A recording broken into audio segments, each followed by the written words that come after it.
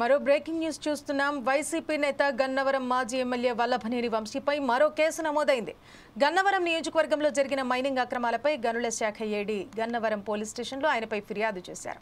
ఇందుకు సంబంధించిన అక్రమ తవ్వకాలపై నివేదికను పోలీసులకు సమర్పించారు. 2019-2024 సమయంలో వంశీ ఆయన వర్గం అక్రమాలకు పాల్పడినట్టు నివేదికలో తెలిపారు. దాదాపు 100 కోట్లపైన అక్రమాలకు పాల్పడ్డారని వంశీపై మైనింగ్ ఏడీ ఫిర్యాదు చేశారు. దీంతో గన్నవరం పోలీసులు వంశీపై కేసు నమోదు చేశారు.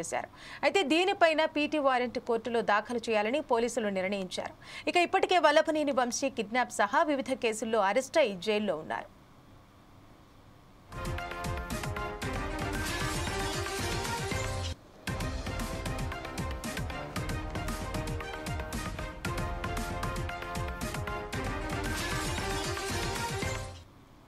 వైసీపీ నేత గన్నవరం మాజీ ఎమ్మెల్యే వల్లభనేని వంశీపై మరో కేసు నమోదైంది.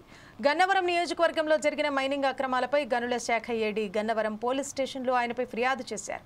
ఇందుకు సంబంధించిన అక్రమ తవ్వకాలపై నివేదికను పోలీసులకు సమర్పించారు. 2019-2024 సమయంలో వంశీ ఆయన వర్గం అక్రమాలకు పాల్పడినట్టు నివేదికలు తెలిపారు. దాదాపు 100 కోట్లపైన అక్రమాలకు పాల్పడ్డారని వంశీపై మైనింగ్ ఏడీ ఫిర్యాదు చేశారు. దీంతో గన్నవరం పోలీసులు వంశీపై కేసు నమోదు చేశారు. దీనిపైన పీటీ వారెంట్ కోర్టులో దాఖలు చేయాలని పోలీసులు నిర్ణయించారు.